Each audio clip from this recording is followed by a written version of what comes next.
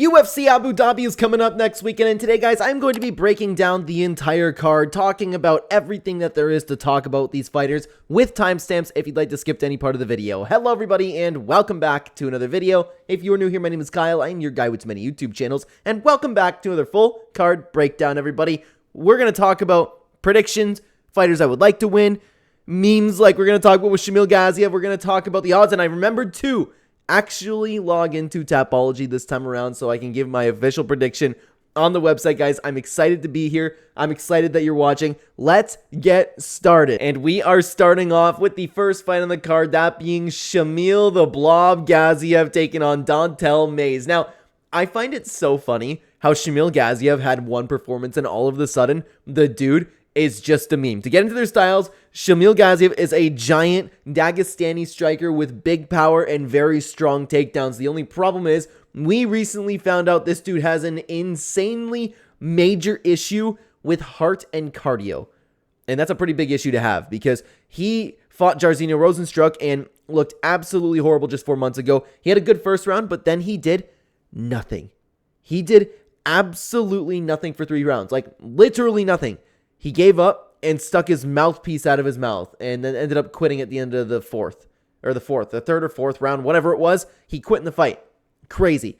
But he's taking on Don'Tale Mayes, who's a low-volume striker with very, very heavy hands. He is typically a KO or bust fighter, and that shows in his 11-6 record because he's had to get he's gotten the vast majority of his wins by KO. Now, the problem with Don'Tale Mayes is, in the last 2 fights that he had against Rodrigo Nascimento and Caio Machado, he finally started throwing his hands a little bit more, and I've always been very critical of Don'Tale Mayes because the potential's there, the power's there, he's big, he's in okay shape compared to guys like Shamil Gaziev in the heavyweight division, but he's so low volume and half the time just stands there and does nothing. So with these last 2 performances, when he ended up fighting Rodrigo Nascimento, yes, he did lose this fight, but he actually threw his hands in this fight. And then after this next fight, I was like, okay, maybe he's working on it. Maybe it's time to stop saying that Don'Tale Mayes is insanely low volume. So I'm not ready to say that about him yet because the vast majority of his career, he's been how Don'Tale Mayes fights. It's just these 2 performances that we've kind of seen a little bit of a change from him. If he comes into this fight and starts being more active like we've seen him a little bit more, then I will officially say, okay, you know what? Don'Tale Mayes is an improving fighter, but I'm not ready to say that yet. He's still the 11-6 guy that we have, but Shamil Gaziev, man, talk about a switch up because when don't get me wrong, before the UFC, he looked like a killer, right? He had some KOs, he had some submissions, but then he came in and he fought Martin Bedoya, looked okay there, and we were still like, okay, this dude's going to probably steamroll, but everybody was really hyped with him off of the Contender Series against Greg Velasco, and it was just domination. Like 5 seconds and he got a knockdown and then just found a submission.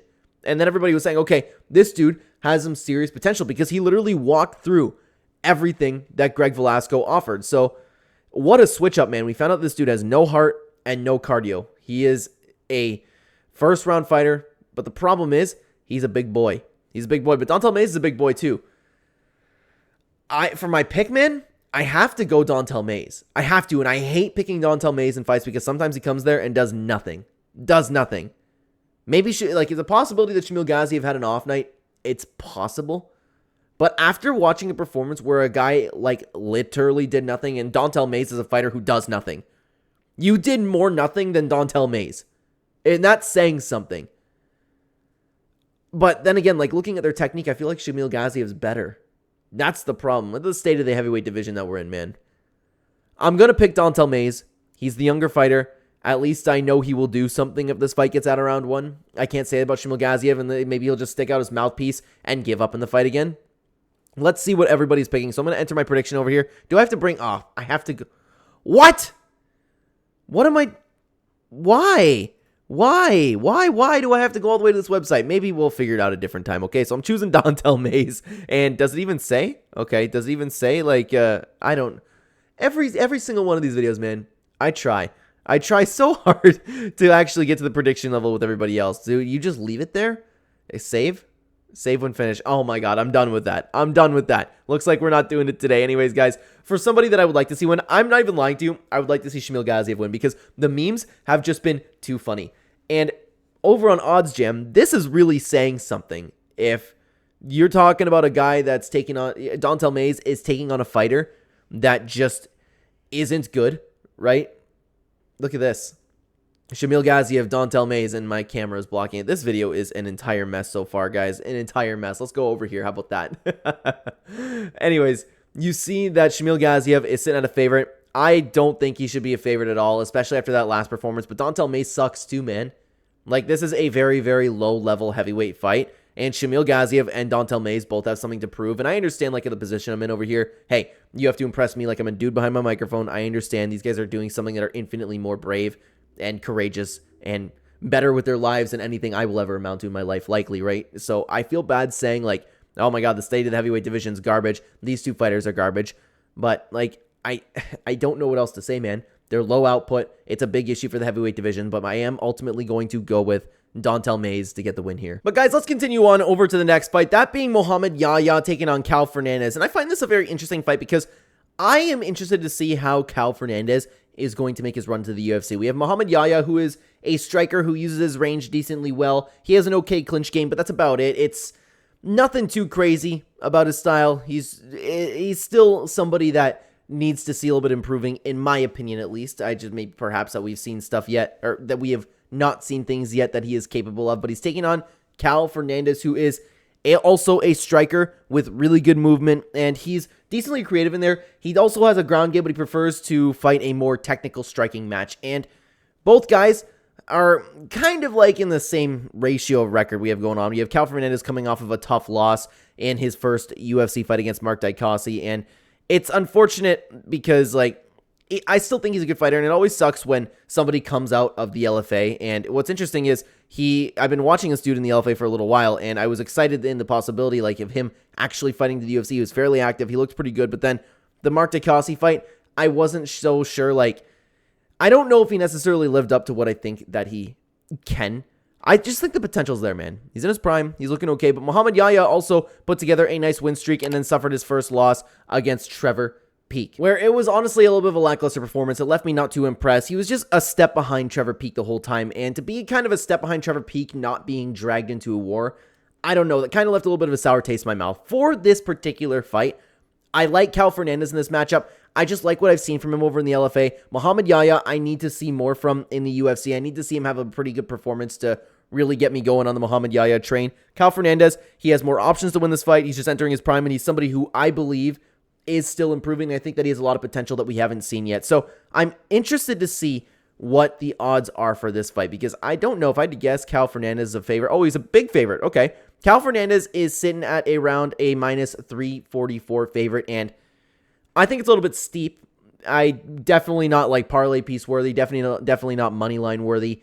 I like Kaue Fernandes in this matchup, but that price is just totally not worth it for him. And for a fighter who I'd like to see win, I do like watching Kaue Fernandes. I want to see him. I always cheer for the guys coming out of LFA too, because if you guys don't know, big fan of the LFA organization over here. Love the fighters that come from there. I think they're vastly underrated and very, very underappreciated. So I am excited to see him fight. I want to see him get his first UFC victory, and we can only hope for the best, man. But now we move on to the next fight, and we're back with Sedriques Dumas, and he's taking on Denis Tiuliulin. Now, Sedriques Dumas is a guy that, again, I feel bad, guys, honestly, when I talk about these fighters, but I have to say that they're not good. They're not UFC caliber, and this is Sedriques Dumas.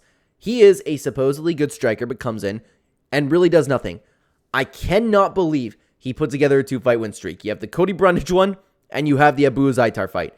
The Cody Brundage one was an absolutely horrible performance. He got a win by doing nothing.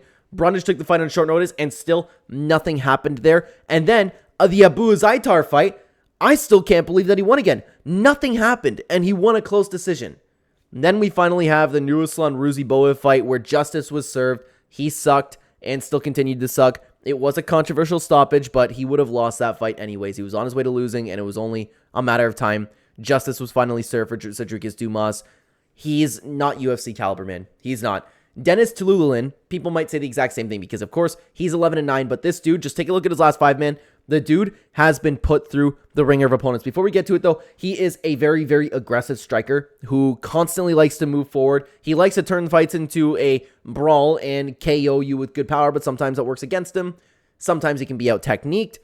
But the problem is, first of all, his problem is that he's 36 years old. That's a problem in itself. But look at these opponents. His only win is against Jamie Pickett over here, and you see the difference in the level of competition that Denis Tiuliulin has faced, because you have Excuse me, Alaskab Krizriev. That's what I always mispronounce his name. Excuse me. Let's continue on. Then you have John Park, you have Gregory Rodriguez, and you have Christian Leroy Duncan, where he ended up taking, I don't remember how short notice this was, but it was an extremely short notice fight for Christian Leroy Duncan, and that might be why we're still seeing Denis Tiuliulin have a shot in the UFC over here. He's a very fun fighter. He's a very exciting fighter.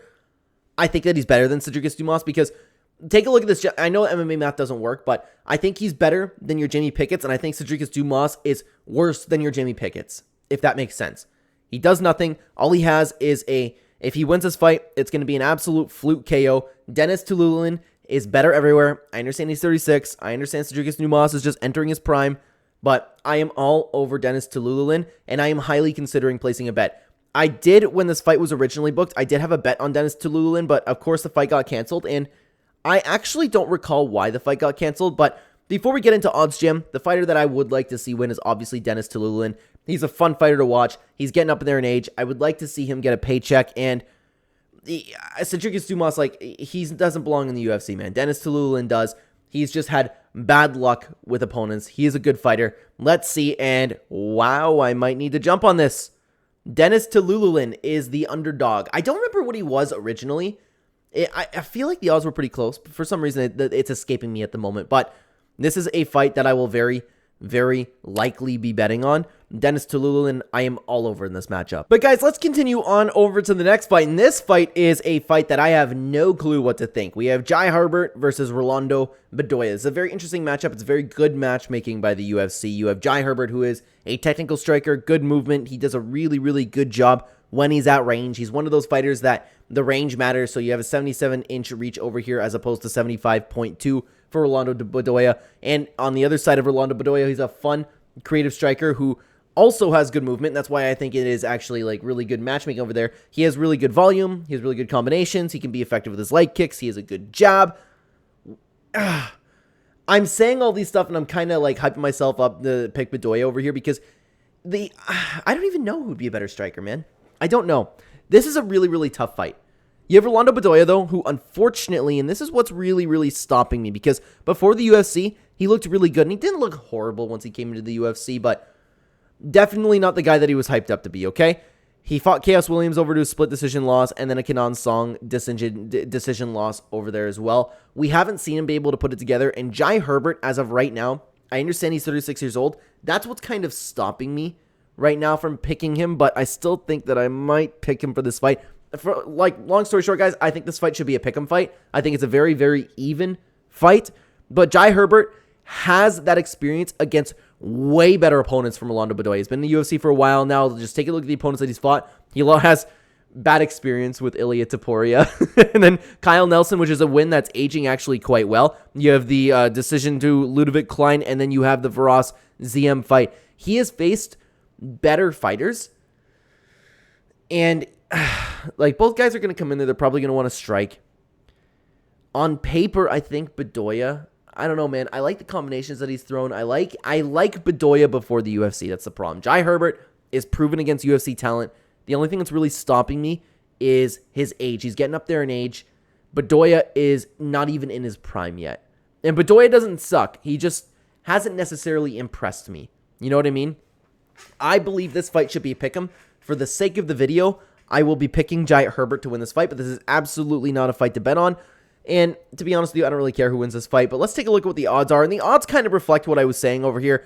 It's a close fight with Herbert being a small favorite. In my opinion, guys, this is a fight to completely stay away from with your money. Please let me know if you think I'm crazy over here, because this is one of the fights on the card that I believe you should stay away from the most, to be honest. But guys, let's continue on up the card to another fight that's a little bit tough to pick, to be honest with you. You have Victoria Dudakova taking on Sam Hughes. I didn't even know her name was Sam Page, her nickname.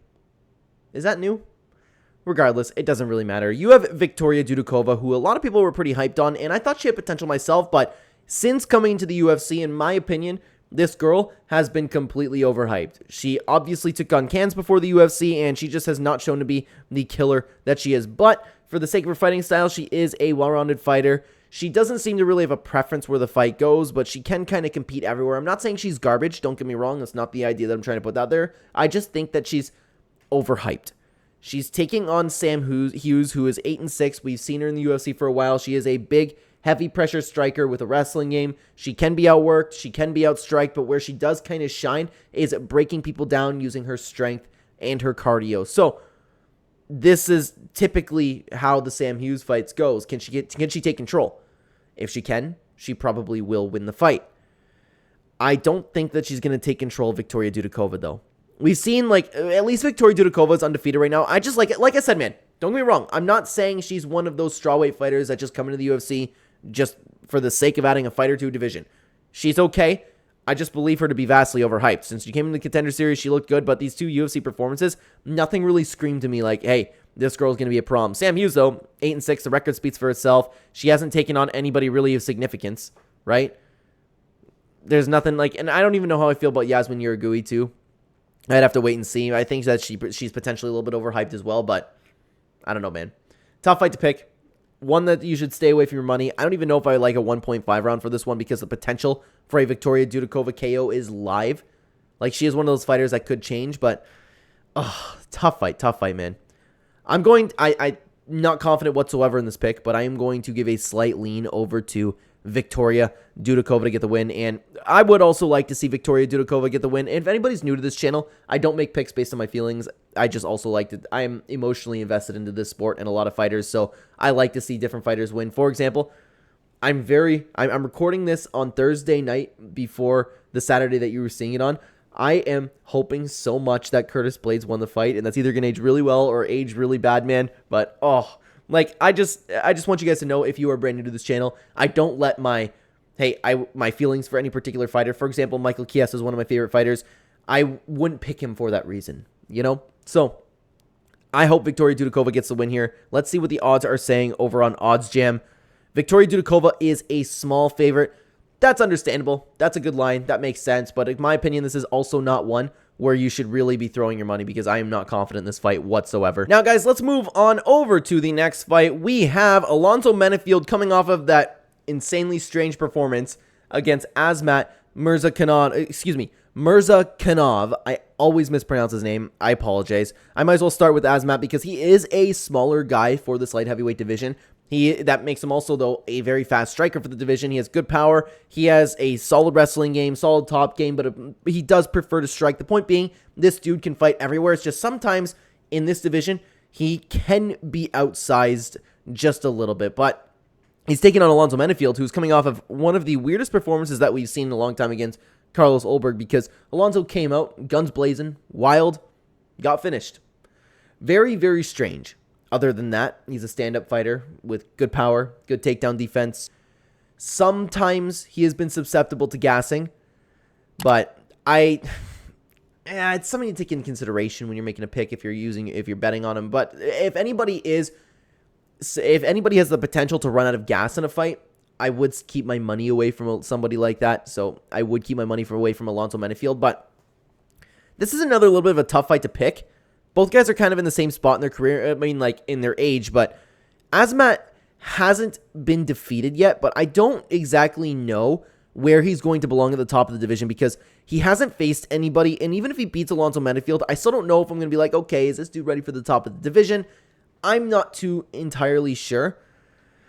But for this fight, I will give like a 60-40 type edge to him. Alonzo Menifield has big power. He has a lot of UFC experience. He's taken on way better opponents than Asmat has fought so far. He's kind of been around. He's kind of fought everybody, Alonzo Menifield, and we kind of know where he fits.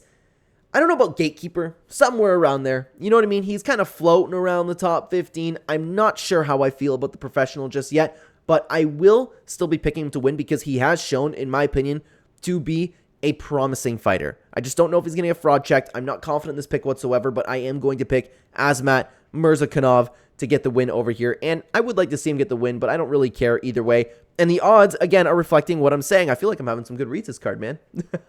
Anyways, you see Asmat, that is a small favorite, but again, this is a fight that I believe should be a little bit closer to pick him, and I mean, like, the odds are a little bit justifiable over there. It's kind of getting to a pick him. Asmat with a little bit of a favorite, but for that reason, though, I don't think that you should be putting your money on this fight at all. And guys, before we move on to the main card, I want to keep you for just a second, but if you don't want to hear me yap, just skip about a minute or two. If you guys are interested, because I talk a lot about betting and picking fights on this card. If you guys are interested in either supporting the channel or seeing exactly where I put my money where my mouth is, you can check out the channel membership in the description, pin comment down below, or right next to the subscribe button. It's very, very cheap compared to other channels. Every single Thursday or Friday before a UFC or MMA event, I will be posting a community post and a members only video with my official bets that I'm using with my own money. Because again, I talk a lot about betting. I do bet with my own money. I try to be as safe as possible. If you're interested in seeing my results, I post them every Sunday or Monday after a card, no matter if it's good, no matter if it's bad. Typically,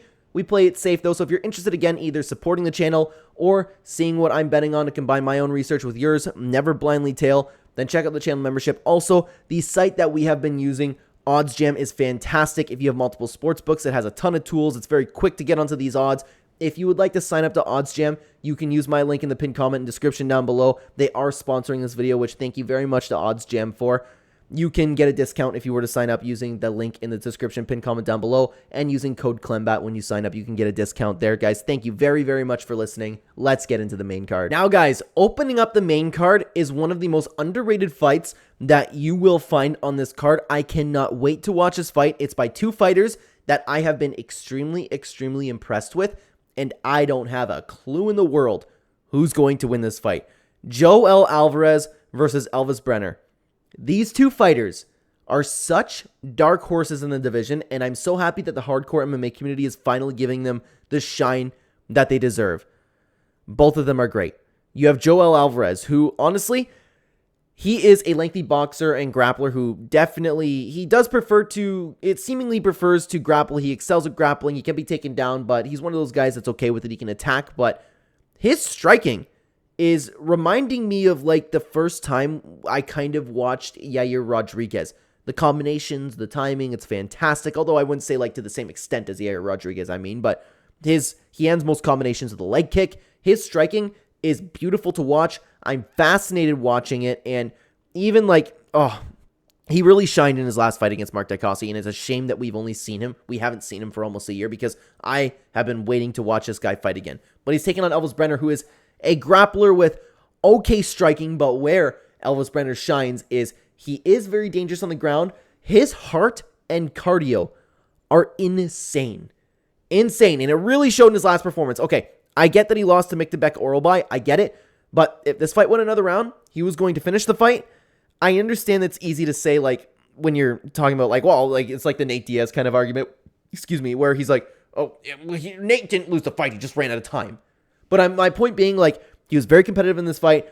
Stock didn't go down in this fight. The dude should still be on a win streak. And Joel Alvarez's only recent loss, which is over 2 years ago, is against the Arman Sarukian, who is a good loss to have.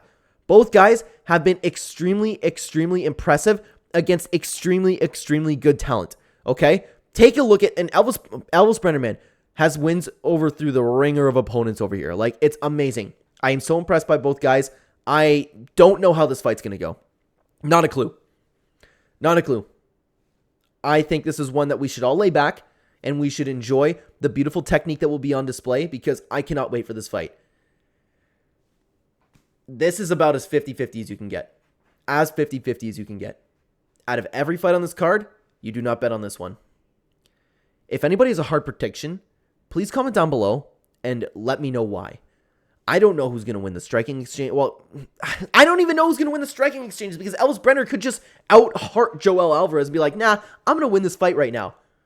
On the ground, with the grappling, I hope they go to the ground, because I don't know who's going to win that. And the transitions, the cardio, everything that we will be seeing is going to be a piece of beauty to watch. I don't know who's going to win. I don't know. Like, even, I'm literally could toss a coin right now. That'd be my pick. I'm going to go with Elvis Brenner because of the activity. That's why. I think this is about as 50-50 as a fight you can get. And this is one of those fights, guys, where it's a shame that one of them has to lose. Like, I'm not cheering for either guy to win, but you know those fighters, like recently, I'll bring it up again, like Tom Aspinall, Curtis Blades. At the time of recording this video, I don't know what happened, but it's a shame when you have two guys like that and one of them has to lose. Two guys that are insanely respectable about each other. Just great talent, deserving of a title shot. I'm not saying these guys are deserving of a title shot, but my point being, it's a shame that one of them has to lose. Let's take a look at what the odds are, and if it's not a pick'em, I'm okay. I was about to say, if it's not a pick'em, we have an issue here because the odds are wrong. I am so confident in saying that. So you can see that the average odds are plus 104, minus 128. The odds are kind of agreeing what I'm saying here. Both guys are fantastic at what they do, and I think that if you're putting your money on this one, you are just tossing a coin. You're putting your money on red. Whatever, stay away from this. But now, guys, let's continue on up the card over to a fight that people are dreading because everybody's a big fan of Tony Ferguson. I've never been personally a big fan of Tony Ferguson, but we have Tony Ferguson taking on Michael Chiesa. Very strange to see a lot of red in this area because, of course, like El Cucuy and the Maverick were two guys that were... I mean, Michael Chiesa wasn't necessarily running his division, but when he came into the UFC, he was a guy that a lot of people were like, okay, you need to really, really look out for. You have Michael Chiesa, who is just a BJJ grappler with subpar hands, but he's very effective at controlling people. When he gets to the ground, the submission threat is very real. And then you have Tony Ferguson, who is unfortunately a shell of himself. He's extremely durable, a high-pressure striker, creative at what he does. He weaponizes pace, war, and cardio to get the win in all of his fights. He can fight anywhere, but the problem is he's 40 years old, has all of the accumulated damage over in the world that you could possibly get. And like I said, he is a shell of the fighter that he once was. If I'm not mistaken, he is on par with BJ Penn for the longest losing streak in the UFC. And he's just looked worse every time that we've seen him pretty much. He is not capable of being in the UFC anymore. He's one of those fighters that should be forcefully cut from the UFC. And Michael Chiesa is well out of his prime as well. He lost and hasn't looked good in his last 3 fights. We haven't seen him in almost a year, but he has been taking on pretty good competition. The losses besides Vicente Luque have been aging pretty well. This breakdown's simple, guys. I would pick anybody that's in the UFC over Tony Ferguson right now. I would even pick Sedriques Dumas. Unfortunately, Tony Ferguson is old. His body is older than 40. He has too much damage. He is delusional and still think that he wins. And a lot of people have been talking about the David Goggins workouts that he's been doing and saying that's been aging him. I don't know exactly what he's been through for that, but guys, Tony can't fight anymore. He can't. Michael Chiesa is lock of the week. And I understand Michael Chiesa, like I said, is past his prime. And it's important to know that Tony Ferguson's also moving up a division. Yeah, sometimes these guys can be faster, but Tony, is he going to be able to take a shot from a welterweight? I don't know, man. I don't know. And the Nate Diaz fight might have been at welterweight, but regardless, it doesn't matter. He's been still fighting Patty Pillman, Bobby Green at lightweight. But yeah, Tony can't do it anymore, guys. It's unfortunate. And honestly, I know everybody's going to be heartbroken about Tony Ferguson, but I've never been a fan of Tony Ferguson. Michael Chiesa is one of my favorite fighters. So you have a guy that I don't particularly enjoy versus a guy that I've been cheering for his whole career. So I am going to be gladly sitting back and seeing Michael Chiesa get a nice win over here. But let's see what the betting odds have to say. And wow, I actually expected it to be a little bit more than what we're seeing over here. Michael Chiesa is sitting at about a minus 400 favorite. I think it should be higher. I think that anybody fighting Tony Ferguson right now should be a favorite at the very, oh, okay, that was interesting is an over 2.5 round line, minus 117. That's actually something to consider. But Michael Chiesa is also very live for a submission, very live for a finish. But yeah, man, Tony can't do it anymore. Nothing you can do about it. It's just the reality of the situation in the UFC. The pick's going to be Michael Chiesa. Now, guys, let's continue on over to the next fight on the main card over here. We have Mackenzie Dern taking on Lupita Godinez. Mackenzie Dern is a very interesting fighter to break down right now because she's actually lost, as you can see, 3 of her last 5 over here. She is a very good BJJ fighter, but she is, I would say, slightly overrated in the jiu-jitsu department, but she does have very, very poor stand-up. I will say, though, her takedowns and her aggression have been improving, but I still ultimately do think that she needs a lot of work. A lot of people have been talking about how dangerous she was in this Angela Hill fight. This shocked me as well, but the reality is, and something that we should have all looked at, is Angela Hill, and I still get these comments, guys, and I will stand on this. I am correct in saying this. Angela Hill is not a good win to have. She's 15-12. I don't care how long she's been in the UFC. She's not good. So she looked good in this fight against Angela Hill, and everybody's like, okay, Mackenzie Dern looks improved. And I thought Mackenzie Dern looked improved, but it's just Angela Hill being Angela Hill and losing another fight. And then she fought Jessica Andrade, and I was like, that's the Dern I know. Swinging like a child, stepping over her feet, getting cranked a bunch of times until she got finished. And then more of the same with Amanda Lemos. I will say, though, she has worked on her takedowns. That showed in that fight, but she still has horrible, horrible stand-up. I don't know how else to say it besides she swings like a child. You can't come in here with a grappling base with very, very little takedown offense. But again, it has been improving. She's taking on Lupita Godinez, who is a wrestler who has been recently turning into an all-around fighter. She is good with the striking, mixing in with the wrestling, and she has very good technique in both departments. And where she shines, and she's shown in quite a few of her last fights. And I will say, this Virna-Jandiroba fight could have gone either way. So you could argue that she is on an insane win streak since she came into the UFC, okay? She's still had a good performance. Nothing wrong with that. Her takedown defense is getting better and better every single time that they fight. Now, you have somebody whose only chance of winning is getting the fight to the ground, that being Mackenzie Dern. And that's a chance because I believe her BJJ to be overrated. And you have Lupa de Godinez, who is a very, very good technician, very strong, and has some of the best takedown defense in the strawweight division. I wonder who's going to win this fight. I am very, very confident in saying that Lupa de Godinez is going to get a win here. And I don't know what the odds are, but I will be strongly, strongly considering betting on this fight myself. I don't know how I feel about 1.5 rounds. The odds for that definitely won't be up right now, but I am all over just for this particular matchup. I'm not saying Lupa de Godinez is championship material or anything, but when you have, like I said, a fighter in Mackenzie Dern who his only chance in the world is getting the fight to the ground and submitting your opponent, and you have somebody whose defense just absolutely shines in that department, I like Lupita all day. She's going to be a better striker, and I think it's going to be a very, very easy fight. Very high in Lupita Godinez in this fight, and I hope she gets the win, man. She's just better. She's just better. Let's take a... Wow. Okay. The odds are about it at pick'em. That's crazy. I think that's crazy. I think Lupi should be a huge favorite. I don't know what everybody else is seeing. Over 2.5 at almost minus 300. I don't like that. Perhaps a parlay piece, but I wouldn't even test it, really. I'm all over Lupi Godinez in this fight, guys. I'm feeling really, really good about her winning. So that is one. If the odds stick around like that, and for those of you who don't know, don't follow the channel, I don't place my bets until just to keep track of them. I don't like placing bets way ahead of a time. I like placing my bets like after the event ends. So if the odds are still around the same, man, I'm going to be hopping on that for sure. Now, guys, let's move on to the featured bout, and I am extremely excited for this card. This card's fantastic, man. I can't wait to watch it. Marlon Vera, Deiveson Figueiredo.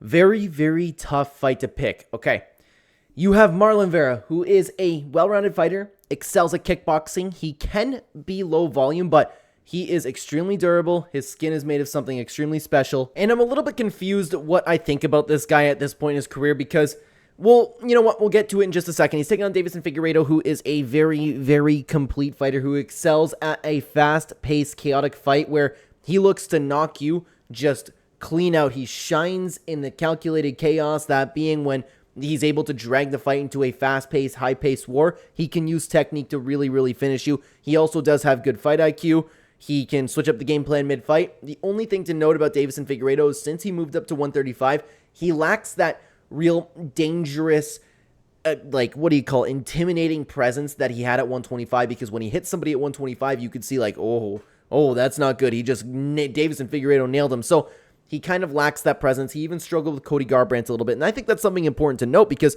he's 36 years old in the bantamweight division. You don't see that work out too well for too many fighters. He's on a 2-fight win streak. He looked okay against Rob Font. I think people were overrating that performance a little bit, but don't get me wrong. Like it was a close fight, man. He is not as good as he was at 125. In the Cody Garbrandt fight, he got completely outstruck in the first, but then you can commend him because he adjusted his game plan and ended up getting the win by a submission. Now, Marlon Vera, I'm a little bit stuck on how I feel about him because, of course, Marlon Vera always fought how Marlon Vera fights, where it's low pace until he finishes you. The Corey Sandhagen fight was a horrible performance, but Pedro Munoz, I still believe Pedro Munoz is one of the top fighters. Like, he can beat anybody at any given day. Not at this point, he's past his prime, but at this point, it was a good fight and a good performance by Pedro Munoz, but he finally was active in this fight, and he looked fantastic. He came out guns blazing. He wasn't waiting. He wasn't like the patient look for one shot type Marlon Vera, and that's another reason why I was picking him, and I was so confident that he would beat Sean O'Malley. But then he showed up and did the same thing that Marlon Vera always does, and he got pieced up for 5 rounds. Bad. Here's the thing. How much do you want to take that into consideration? Because you're arguably fighting one of the greatest pound-for-pound fighters we have in the UFC right now in Sean O'Malley. Maybe he wasn't able to be active. Maybe Sean O'Malley's just that good. So I'm not ready to count Marlon Vera out just yet. And this fight's really, really tough to pick. I don't even know who's going to really win the grappling exchanges, man. Deiveson Figueiredo does get hit. It all depends, like, does Marlon Vera come out and is Marlon Vera active?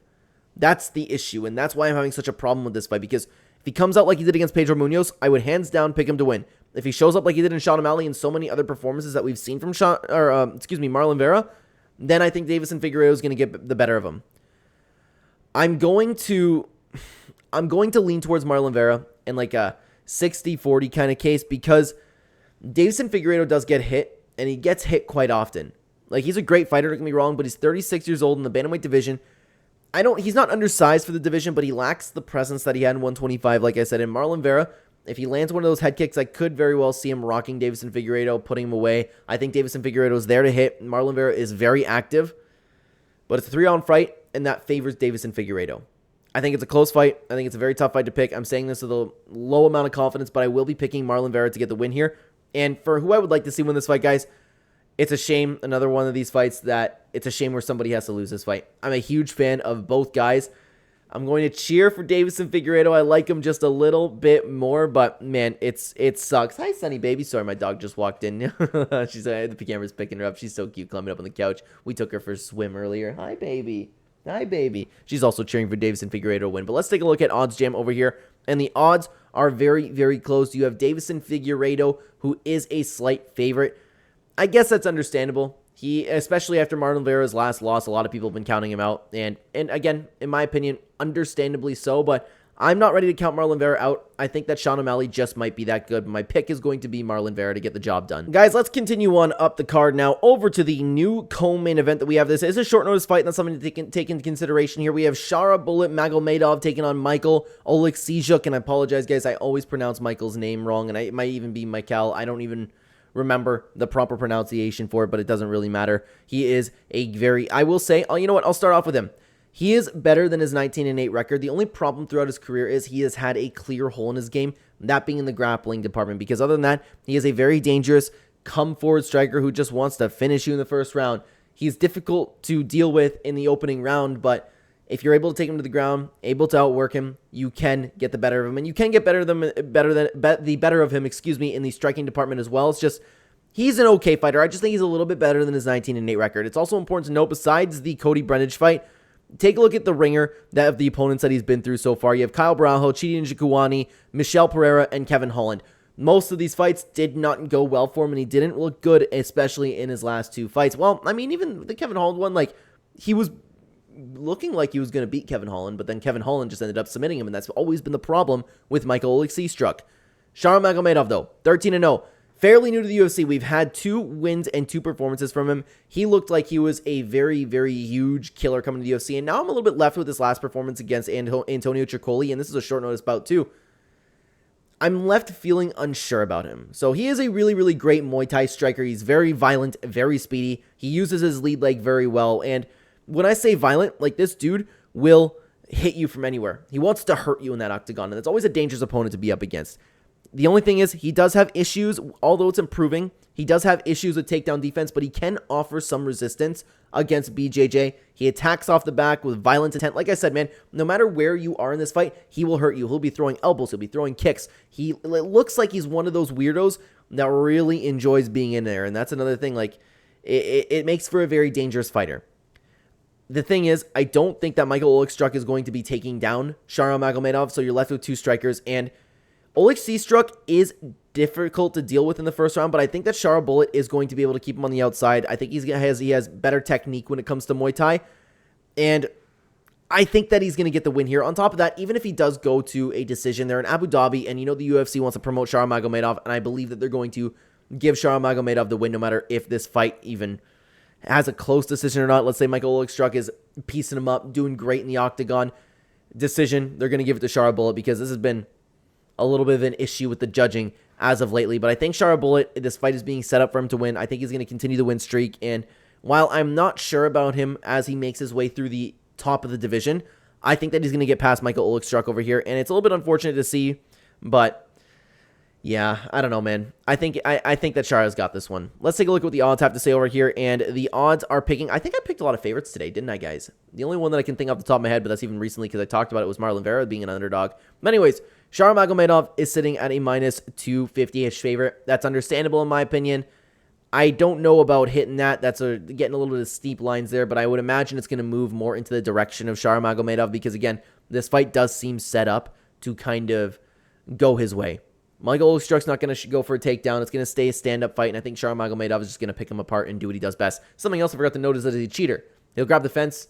I think the fence grabs are really the only bad ones that we've seen so far. I would have to have a little bit of a refresher of a memory if he cheats in any other big way, but is he really going to need that? I don't know. The pick's going to be Nurmagomedov, guys. Now, guys, let's move on to the main event that everybody's been wanting to see for a very, very long time. We have Corey Sandhagen taking on Umar Nurmagomedov. I'll start with Corey Sandhagen. It's been a while since we've seen him. He's coming off of a bad injury. I don't recall if he had surgery, but regardless, he has been off for an injury, and that's really, really tough because he's a fantastic fighter, and I hope this doesn't hurt him and his chances in the octagon. We haven't seen him in about a year. He is a very complete fighter. A very, very complete fighter. He can do it all, from creative and accurate striking to grappling at the highest level. This guy has everything, and every single time that we see this guy, he is improving something in his game. He used to be just a great striker, but each time we see him, like I said, he is constantly improving. He has dedicated himself to the game. He's obsessed with learning and evolving and devoting his life to martial arts. Corey Sandhagen is a true martial artist and somebody who has all the materials in the world to become champion. He's taken on 17-0 Umar Nurmagomedov, who is an extremely well-rounded fighter. He does have that Dagestani sambo wrestling, but he actually has a stand-up game. And we're seeing this a little bit of a change with the Dagestani fighters, where they were coming in with like more than just wrestling over here, and Umar is the perfect product of that. He really, really excels when he's at kicking range. He does a good job with his range, and he doesn't always dive for his opponent's legs, but he can also chain wrestle if that option's there. The point being, guys, this is a fantastic fight, and it's against two fighters that are very, very complete in their game. I would say just pure boxing is where Corey Sandhagen would have the advantage, but everywhere else, a little bit up in the air in my opinion. Strength may be to Umar Nurmagomedov. So, Corey Sandhagen is riding a nice 3-fight win streak, but even then, he looked good in the TJ Dillashaw fight. A lot of people thought he won this fight. I thought TJ Dillashaw won the fight, but if it went the other way, I wouldn't have complained. The Petr Yan fight was a fantastic performance, but he did lose this fight. Then he got better. Song Yadong looked great in this fight. Marlon Vera somehow was a split decision. And then you have the Rob Font win where he uses grappling and he fought that fight injured. Umar Nurmagomedov hasn't faced the level of competition that Corey Sandhagen has, but he has faced some pretty good opponents like Nate Maness, Ryan Barcelos, Beksat. Almakhan ended up being a fantastic replacement opponent. And even if you want to go to Sergey Morozov, all of these guys, and it's important to note too that Umar has been relatively inactive. We just saw him make a return just 4 months ago and he looked really good. He got knocked down, showed that he could overcome some adversity.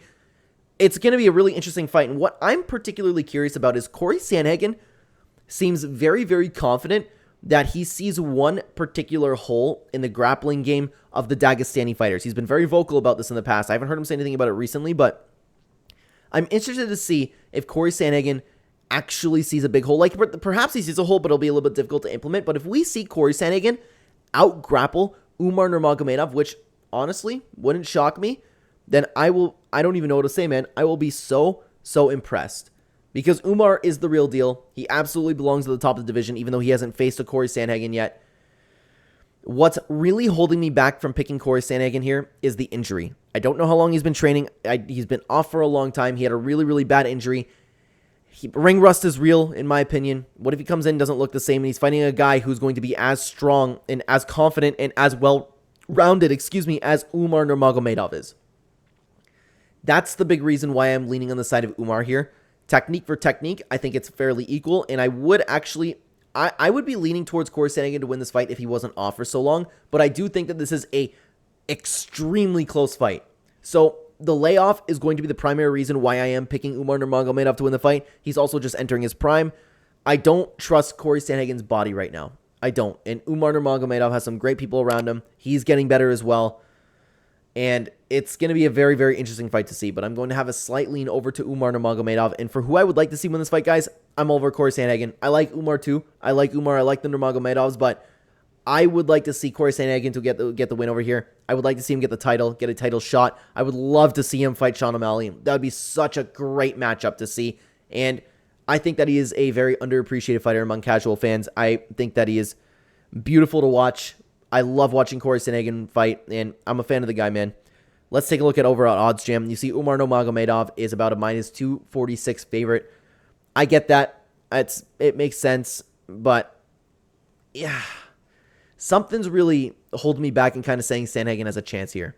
But it's going to be a really, really good fight. I'm really pulling for Corey Sandhagen. I like Umar, like I said, but Corey Sandhagen, I would like to see get the win, but I am going to lean towards Umar Nurmagomedov for my pick. And this card is really, really underrated, guys. I cannot wait to watch it, man. I can't wait to watch it. All of the fights over here, there are some underrated fights. Too bad Nick Diaz is off the card, but in reality, he shouldn't be on this card. To be honest with you, he shouldn't be fighting in the UFC anymore, so somebody needs to do the same thing to Tony Ferguson. But let me know what you thought about the picks down below. Let me know if there's any fighters that you would like to see win. Let me know if there's anything you're going to be betting on. I would love to hear what you thought about my thoughts in the comment section down below. Thank you very much for being here, guys. Thank you very, very much for watching. On the screen right now, if you'd like to continue watching the channel, I just ranked MMA YouTubers by their logo. If you want to keep watching the channel, you can check out that video there. I'll see you guys over there. Take care.